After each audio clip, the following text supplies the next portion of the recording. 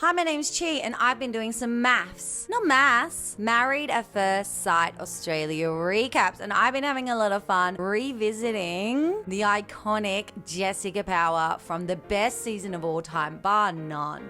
Season 6 of Married at First Sight Australia. And Jessica Power just happens to be Australia's most infamous bride. So for any of you that have been playing along, yes, I haven't been around in a while. I've left this season hanging, and yes, I did get engaged. And for those of you who don't care, let's get into the video.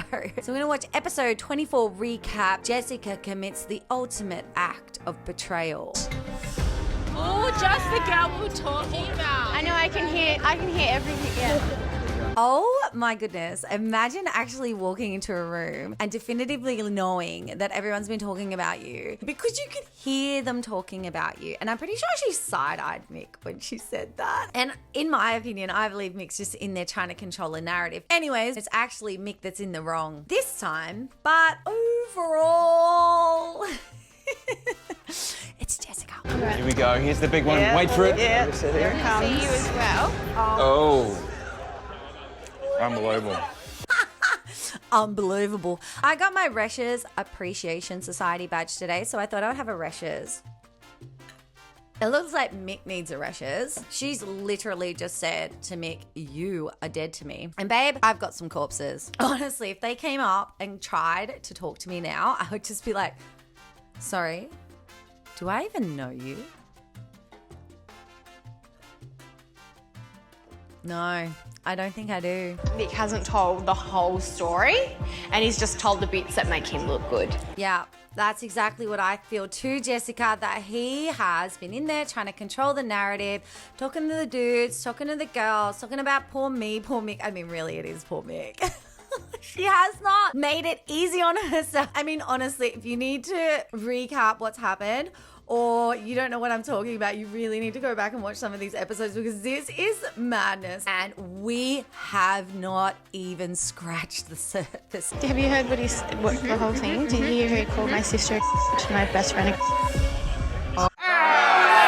My brother. Oh, so that's what's happened. In my last video, we did Jessica and Mick's homestay, and it was when Jessica stayed at Mick's sheep farm because he's a sheep farmer and she's a city girl, and that was their storyline when the show started and everything was very innocent. And now their storyline has gotten quite juicy indeed because there is a lot going on. But while they're at this homestay, there's a huge blow up and she was crying, and I think one of his friends were there. They were like sitting around having some drinks on his veranda on his sheep farm, and he obviously got drunk and a little bit mouthy, and he started to say some things that he definitely shouldn't have said. I'm sorry. As this video progresses, she might step over the line with her revenge and things might not be even. Let's say that. Tell me, tell everyone, because he's told everyone all this stuff. I'm not going to do it right now. I can't bother. Martha is Jess's best mate, and in my opinion, Martha has been like so tactful in this show in the sense of building herself a brand and a business as an influencer, and she's managed to keep herself on camera by almost narrating what's going on with Mick, Jess, and the cheating scandal. Jess is gonna leave it because I think Jess has got other things on her mind.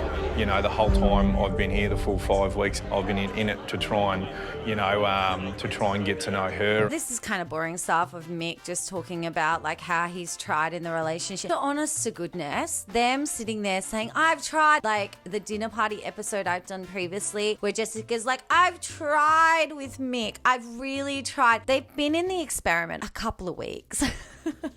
Minutes and seconds compared to actually maintaining and trying in a real outside world relationship. They say they put you in this bubble. It feels like 2 weeks or 4 weeks, feels like a couple of years, but still she has not tried. And Mick, he has not tried. They haven't been there long enough to get to the point of trying. Okay, this is Mick trying, all right? He went to the sponsor, Carl's, and he went and he got some cheese and deli meats and some biscuits. No, he didn't go to an Italian deli to do that. No, he went to Coles and he got some cheese, some brie, some camembert, you know, very fancy stuff. He got himself some beer and he got her some wine. And then he set up a little cheese and wine picnic by the pool. I mean, A for effort, right? If I came home and my partner had done that, I would be absolutely stoked. But I just think in context of like trying to make the relationship work, that was kind of low effort. Am I going to get hammered in the comments for saying that that's low effort? Yeah, I probably am. Whatever. Who cares? The light. Are you hoping this is it? This is your last Oh, yeah, absolutely.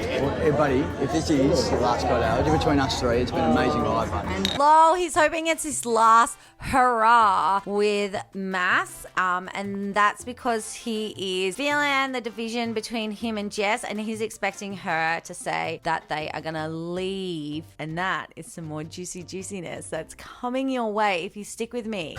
I'll go sit next to Susie.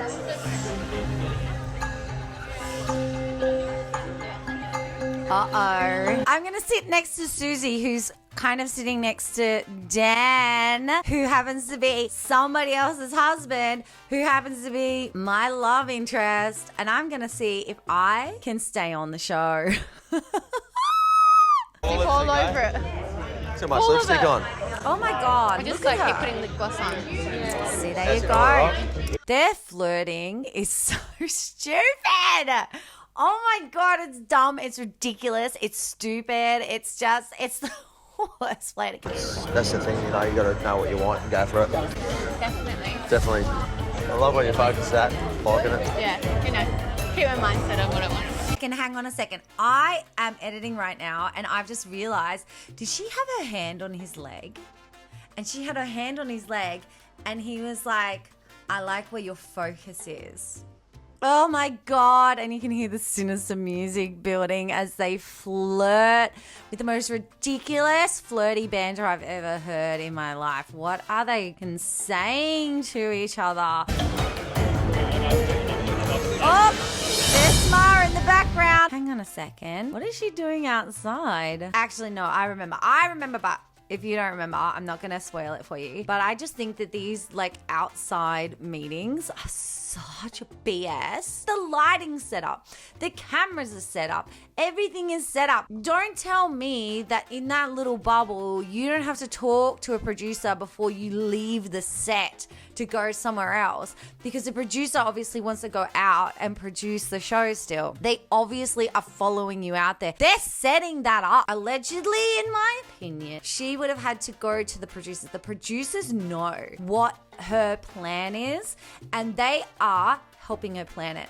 A few of my videos I have mentioned that I believe that this is not all Jessica's fault, because she has had some people gassing her up. In my opinion, people have been gassing her up, allegedly telling her to go for it. Nobody has been telling her that this is a terrible idea. And look at this. Look what we're about to watch. This random meeting in perfect lighting, different camera angles. Like, you cannot tell me that the producers were not involved in this. Also, not only were they involved in orchestrating what's about to happen, they were also involved in not telling the other bride, Tamara, and the other groom, Mick. Allegedly, in my opinion.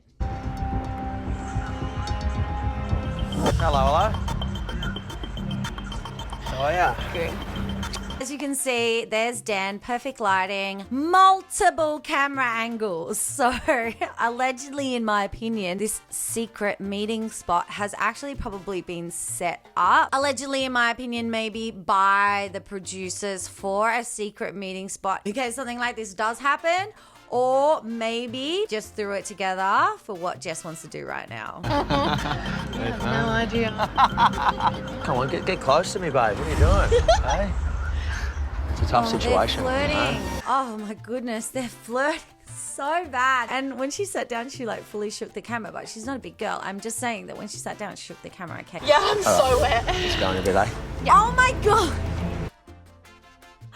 I just started the video and the first thing she said is, I'm so wet. But I think it's because it started to rain where they were sitting. So calm your farm, everybody. I feel like I'm in high school meeting up with my first missus.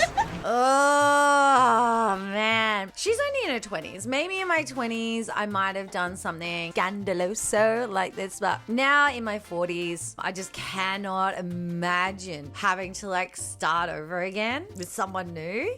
I don't know, nah. Like, to some people, that is like exciting and fun, but to me, it's like, oh, no.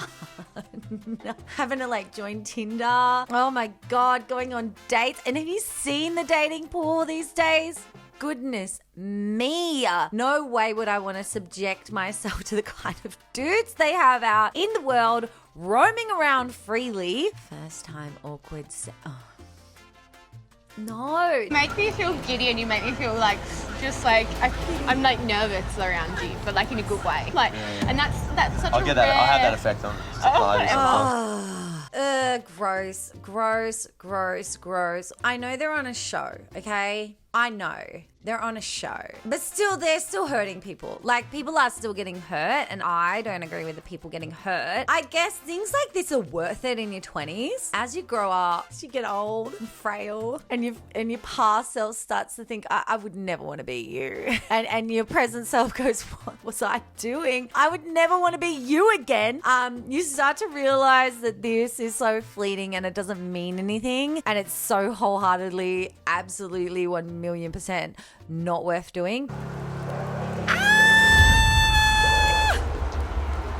Oh, gross. The sounds, they've got microphones, like they got lapel mics right here. The sounds, we're skipping. Okay, that was it. That was the end of it. She committed the ultimate betrayal. What? Okay, hang on a second. I'm a little angry. I just realized that I'm angry. No, I'm not angry at Jess. I'm not angry at Dan. But I am a little upset that it says Jessica. Jessica commits the ultimate betrayal. That's what it says. It should say Jessica and Dan. Why do we do that? I have noticed in the last few episodes, I remember being so fired up and so mad at Jessica for doing this. But in the last few episodes, I realized it's not all her. Dan is disgusting. He's horrible. He's horrible to Tamara about this. He's so incredibly flirtatious with Jess. He walked out there as well and left his wife at the dinner party. But no, everyone's supposed to be mad at Jess. He's fine though. He's right. Who cares? Oh, yeah, he's doing exactly... Breathe.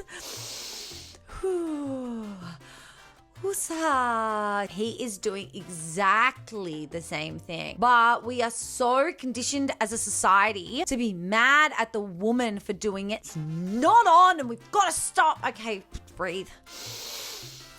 All right, so we've gone to the end of that recap. They kiss. And remember, if you love reality TV just like me, then we could probably be mates. And mates always like and subscribe. So if you'd love to help me out and help out my channel, please like, please subscribe. And I'm going to catch you in the next one. Bye.